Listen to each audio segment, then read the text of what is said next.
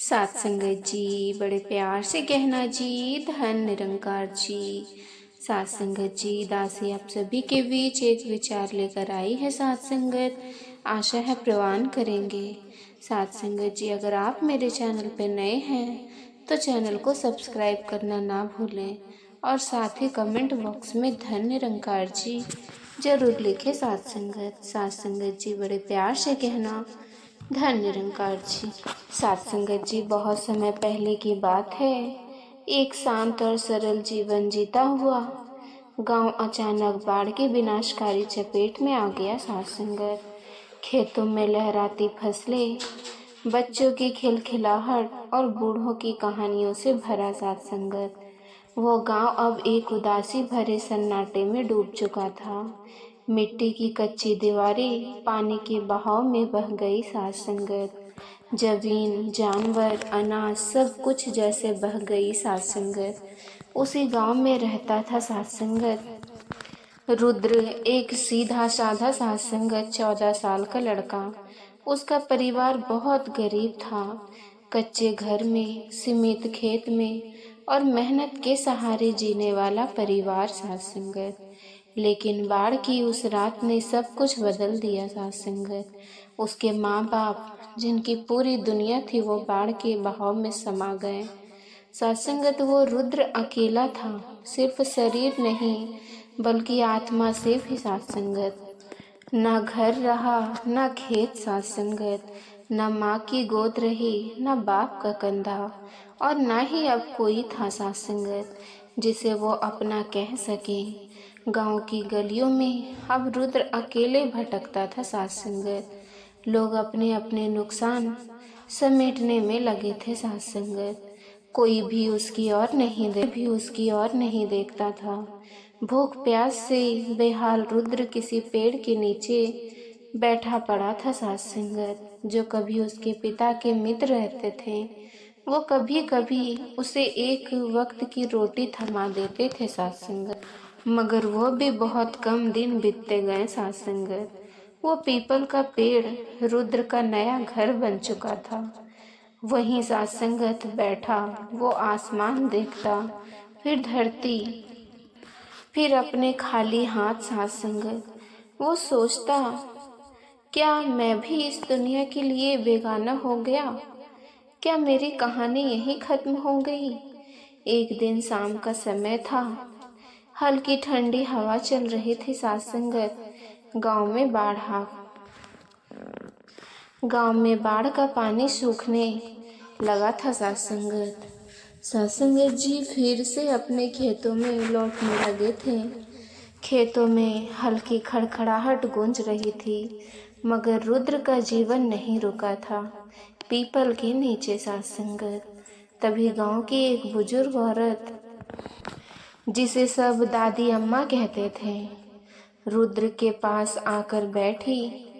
उसकी आंखों में रुद्र को देखकर एक अजीब सी पीड़ा झलकी। सात संगत, प्यार भरे स्वर में उसने पूछा, बेटा क्या खो दिया तूने बाढ़ में? रुद्र की आंखों में आंसू भर आए। सात संगत, उसने कहा, सब चला गया दादी अम्मा, मेरे माँ पिता दोनों मेरे लिए तो बाढ़ सब कुछ बहा ले गए। अब तो ना घर है, ना खेत, ना सात संगत जी खाना। भूख से परेशान हूँ और कोई मदद करने को भी तैयार नहीं। दादी अम्मा की आंखें भी भर आई। सात संगत, कुछ देर वो चुप रही, फिर धीमे स्वर में बोली, बेटा ये दुख बस तुम्हारा नहीं है। जब मैं तेरी उम्र की थी तब भी ऐसा ही बाढ़ आई थी। मेरे माँ बाप और भाई बहन सब उसी बाढ़ में चले गए थे। मैं भी अकेले बची थी, एक लड़की, एकदम तन्हा। सात संगत, रुद्र ने हैरानी से देखा उन्हें। उसने बोला, फिर आपने कैसे जिया दादी अम्मा अकेले? दादी अम्मा ने हाथ उसके सिर पर रखा और कहा, बेटा एक बात याद रखना, जिंदगी में किसी से उम्मीद मत रखना। अपना रास्ता खुद बनाना पड़ता है। कोई तुम्हारा सहारा नहीं बनेगा और बेटा तू लड़का है, दुनिया तुझसे हमदर्दी नहीं करेगी, तुझे अपना मुकाम खुद बनाना होगा, चाहे कोई भी काम करना पड़े। रुद्र अब चुप नहीं रहा सासंगत, उसने आंसू पोंछते और पहली बार उसने अंदर से एक आवाज सुनी, दादी अम्मा, आपने आज मेरे भीतर कुछ जगा दिया है। अब मैं यहाँ नहीं बैठूंगा, कुछ करूंगा खुद के लिए, माँ बाप की आत्मा के लिए और इस जिंदगी के लिए। सासंगत अगली सुबह रुद्र उठा, उसकी आंखों में अब आंसू नहीं थे सासंगत, बल्कि एक नई चमक थी। उसने ठान लिया था अब खुद के लिए एक झोपड़ी बनाएगा, रहने की जगह होगी तो आगे कुछ सोच सकेगा। सासंगत वो जंगल की ओर गया, गांव के पास ही था। वहां से सूखी लकड़ियां इकट्ठी की, कुछ बांस, कुछ बाढ़ में बहकर आई टूटी फूटी पट्टियां। सासंगत इन्हें लेकर वो अपने पुराने जमीन की ओर गया तो अब मिट्टी और पत्थरों से भरी पड़ी थी। सासंगत वहीं उसने थोड़ी जगह साफ की और एक छोटी सी झोपड़ी बनाई। सासंगत बस इतनी कि उसमें बैठा जा सके, सासंगत लेटा जा सके। उस रात वो उसी झोपड़ी में लेटा। ऊपर सासंगत टीम नहीं थी, पर चांदनी जरूर थी। सासंगत मेरे अपने हाथों से बना पहला घर, छोटा है पर मेरा है, अब पेट की चिंता थी। कुछ दिन पहले मुखिया के घर के बाहर सड़क की मरम्मत हो रही थी, वही मजदूर सासंगत काम कर रहे थे। रुद्र वहां पहुंचा। एक मजदूर ने कहा, मुखिया जी से पूछ ले, सासंगत शायद तुझे भी काम दे। रुद्र दौड़कर मुखिया जी के पास गया। मुखिया जी, मुझे भी काम दे दो, भूखा हूँ। सासंगत मैं से डरता नहीं। सासंगत जी, मुखिया जी ने देखा एक कमजोर दुबला पतला लड़का। सासंगत पर आंखों में आग थी। पास खड़े एक मजदूर ने कहा, मुखिया जी ये मिट्टी ढो सकता है, हमें मदद मिल जाएगी। मुखिया जी बोले, ठीक है, देखता हूँ कितनी मेहनत करता है। काम शुरू हुआ। रुद्र ने पूरा दिन भूखा रहकर मिट्टी के तरसने उठाए। सासंगत इधर से उधर ढोया, धूप में पसीना टपकता रहा, पर वो रुका नहीं। सासंगत शाम को उसे थोड़े पैसे मिले, उसके हाथ कांप रहे थे, आंखें नम थी। वो रास्ते में एक दुकान से गुजरा। सासंगत वहां से एक पतीला, एक चावल का पैकेट और कुछ मसाले लिए। सासंगत रात को अपनी झोपड़े के बाहर ईंटे का चूल्हा बनाया, जैसे माँ बनाती थी। सासंगत वैसा ही चावल और दाल बनाया, खुद के हाथों से पहली बार पका खाना। सासंगत माँ की यादें साथ थी, पर आत्मगौरव भी था। सासंगत आज भूखा नहीं सोऊंगा, आज मैंने कमाया है, खाया है और जिया है। सासंगत रुद्र अब हर सुबह उठता था। सासंगत जी अपनी झोपड़ी में से सीधे काम पर निकलता। गांव के मुखिया के घर के बाहर बाढ़ से टूटी सड़क की मरम्मत हो रही थी और रुद्र वहीं 4 दिन लगातार मिट्टी उठाकर सासंगत धूप में झुलसते हुए काम करता रहा। सासंगत जी भूख लगती थी, पर थकान से भी ज्यादा सुकून था, क्योंकि अब सासंगत उसे लग रहा था कि वो कुछ कर रहा है खुद के लिए। काम कठिन था, लेकिन रुद्र की आंखों में एक उम्मीद थी, शायद अब जिंदगी पटरी पर लौट रही थी। सासंगत हर शाम वो अपनी मजदूरी के पैसे पाकर चुपचाप अपनी झोपड़ी में जाता, एक छोटा सा चूल्हा जलाता और खुद का खाना पकाता। वो खाना बहुत स्वादिष्ट नहीं होता था सासंगत, लेकिन उसमें मेहनत की खुशबू थी। 4 दिन बाद जैसे ही सड़क का काम पूरा हुआ, रुद्र को अब लगा काम नहीं मिला।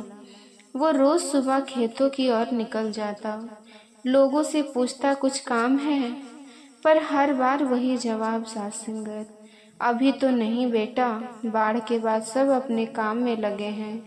किसी के पास रुद्र के लिए समय नहीं था।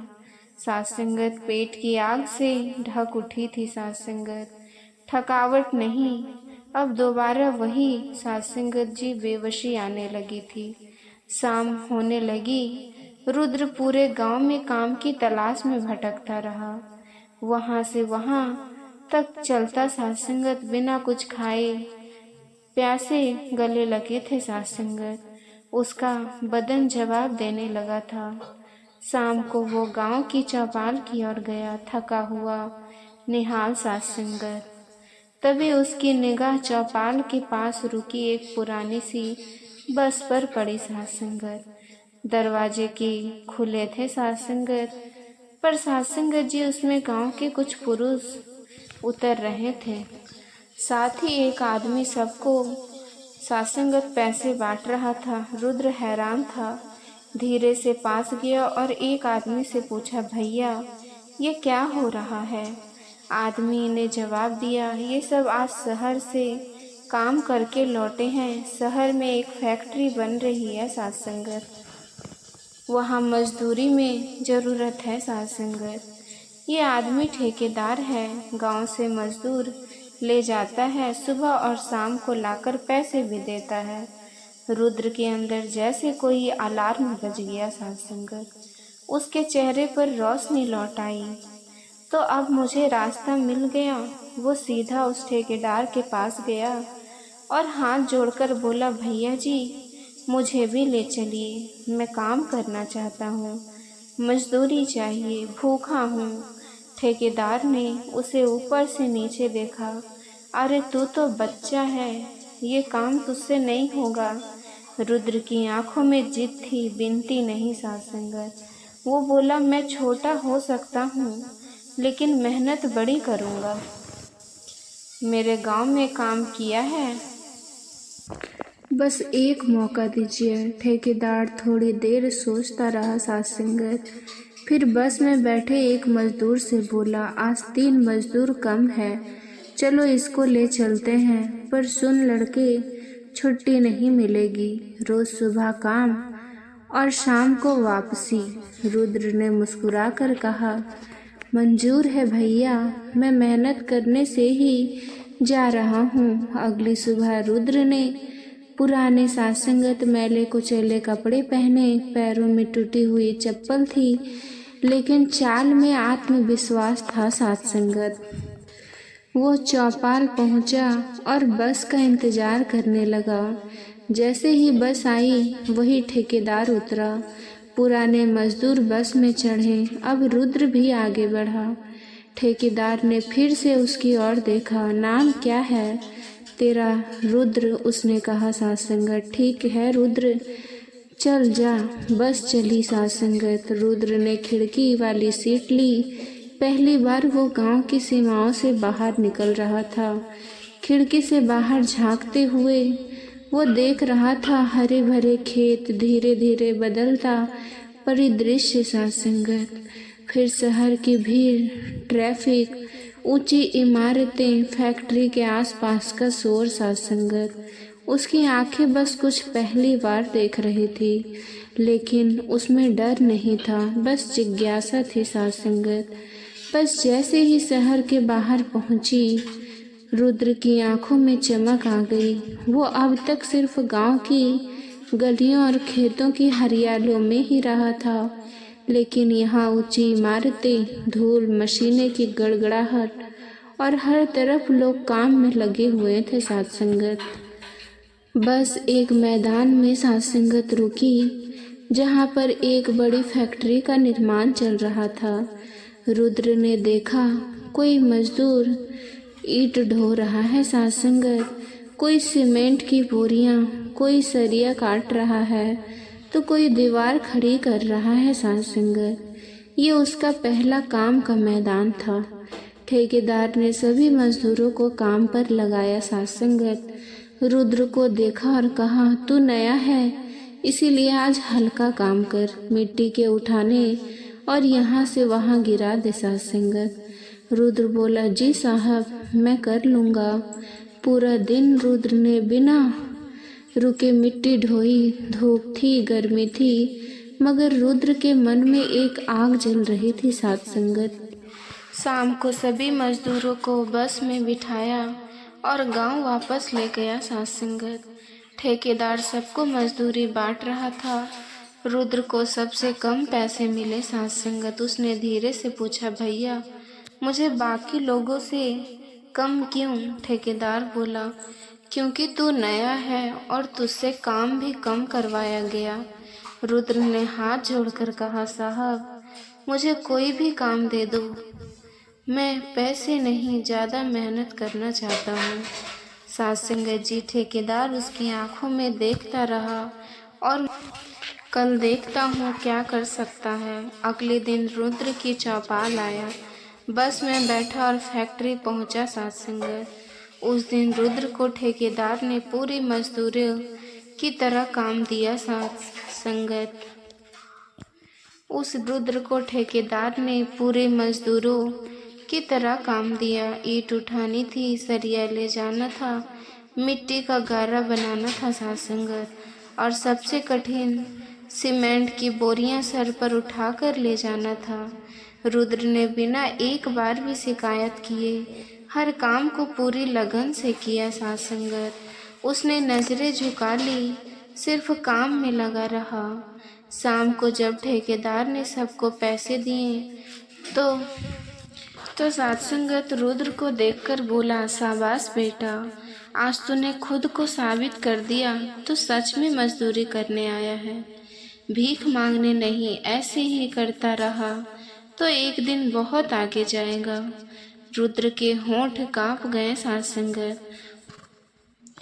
उसने साथ संगत जी धीरे से आंख बंद की और सोचा, काश माँ बाबा होते, आज वो मेरे पहले कमाए इन पैसों को देखकर मुस्कुराते। अब रुद्र रोज बस से शहर जाता साथ संगत, फैक्ट्री में मजदूरी करता और शाम को लौटता साथ संगत। 2 महीने ऐसे ही बीत गए। अब उसके पास इतने पैसे हो गए थे कि उसने अच्छे कपड़े खरीद लिए, झोपड़ी के लिए कुछ राशन, एक तख्त और चादर ली साथ संगत। अब सबसे जरूरी साथ संगत जी, अब वो भूखा नहीं सोता था। उसकी झोपड़ी अब सच्चे आशियाने की तरह लगने लगी थी। बारिश में भी पानी अंदर नहीं आता और हवा से बचाव हो गया था साथ संगत। एक दिन जब फैक्ट्री का काम अस्थायी रूप से बंद हुआ, ठेकेदार गांव आया साथ संगत। सुबह सुबह उसकी गाड़ी रुद्र की झोपड़ी के सामने रुकी। रुद्र ने बाहर खड़ा आकर पूछा, साहब आप ठेकेदार? बोला साथ संगत, अब 2 दिन काम नहीं है, क्यों न तेरी झोपड़ी को थोड़ा मजबूत करवा दूं। रुद्र की आंखें खुशी से भर आई, साहब यही तो सोच रहा था, लेकिन पैसे नहीं जुटा पाया। अब तक पूरे ठेकेदार मुस्कुराया, जितना है उतना दे देना, बाकी मजदूरी से काट लेंगे साथ संगत। तू तो मेहनती है, तुझसे भरोसा है साथ संगत। मुझे उसी दिन 2 मजदूर आए साथ संगत।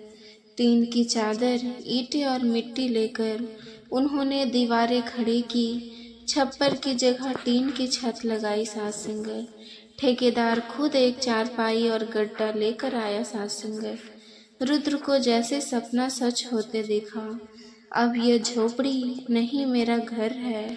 उस रात साथ संगत जी, रुद्र पहली बार चारपाई पर चैन से सोया। उसकी आंखों में संतोष था और मन में यही भाव साथ संगत। दादी अम्मा से ही कहती थी, रास्ता खुद बनाना पड़ता है।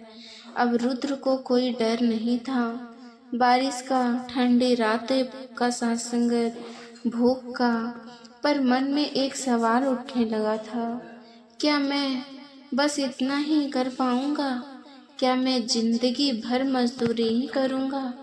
उसी फैक्ट्री में काम करते हुए एक दिन ठेकेदार ने पूछा साथ संगत, रुद्र अब जब तेरा घर बन गया और थोड़ा पैसा भी जुगाड़ हो गया तो आगे क्या करना चाहता है? रुद्र बोला, साहब मेरी थोड़ी ज़मीन तो है, मगर उस पर बाढ़ की मिट्टी जमी हुई है। साफ करवाऊं तो वहां तो कुछ उगा सकता हूँ। ठेकेदार ने सिर हिलाया, लेकिन चुप रहा। इस बार उसने रुद्र को कोई सलाह नहीं दी। रुद्र को यह बात अजीब लगी साथ संगत।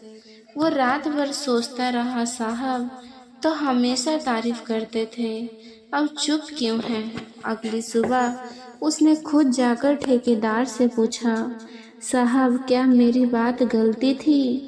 साथ संगत जी, ठेकेदार हंसा और बोला, नहीं बेटा, मैं देख रहा था कि अब तेरी सोच कहाँ तक जाती है। तेरे अंदर आग है, पर तुझे दिशा चाहिए। क्या तू चाहता है कि जिंदगी भर मजदूर ही बना रहे? रुद्र चुप रहा साथ संगत। फिर साहब बोले, जिंदगी में कभी एक ही रास्ते के आगे मत बनो साथ संगत जी। साथ संगत जी, जिंदगी में कभी एक ही रास्ते के आदी मत बनो। सोच को बड़ा बना। अगर तू शहर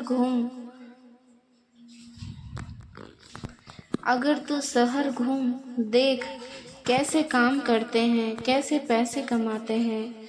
ठेकेदार ने अगले दिन साथ संगत रुद्र को साथ लिया और शहर ले गया। वो दोनों बस से शहर की गलियों में घूमे। कहीं एक आदमी ठेला लगा रहा था, कहीं कोई सब्जी बेच रहा था, कहीं कोई चाय का ठेला, तो कोई कपड़े का शोरूम चला रहा था। रुद्र हर एक को गौर से देखता रहा। फिर एक ढाबे में दोनों बैठे खाना खाया और चाय पी साथ संगत। ठेकेदार ने पूछा, क्या देखा आज? रुद्र बोला, हर अब आदमी कुछ न कुछ कर रहा है साथ संगत। अब कुछ छोटा है, पर सब में रोज की कमाई है। कोई मालिक है, कोई काम करने वाला ठेकेदार। साथ संगत मुस्कुराया। अब यही फर्क है सोच का, बस यही फर्क है सोच का साथ संगत। जो मजदूरी से मालिक बनना चाहता है, उसे अपने अंदर कुछ नया सोचना होता है। रुद्र ने ठेकेदार से कहा, साहब अब मैं सोच रहा हूँ कि मैं भी खेत पर कुछ उगाऊं और शहर में आकर खुद बेचूं, या फिर कोई छोटा काम जो सीखते हुए चल सके। ठेकेदार बोला, तू मेहनती है, अब तेरे अंदर सोच भी जाग चुकी है। यही सच्चा रास्ता है। अब तेरी मंजिल सिर्फ रोटी कमाना नहीं, खुद का सपना बनाना है साथ संगत। फिर अगले 2 दिन रुद्र अकेले शहर गया। उसने देखा, महसूस किया, खुद को परखा। वापस आकर बोला, साहब मैंने तय कर लिया है, मैं हफ्ते में 6 दिन मजदूरी करूँगा और एक की सफाई करूँगा। खुद पैसा भी बचाऊँगा, सोच भी रखूँगा।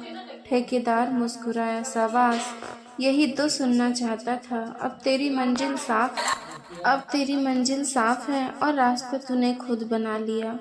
रुद्र ने मेहनत शुरू की साथ संगत जी बड़े प्यार से कहना, धन्य रंग।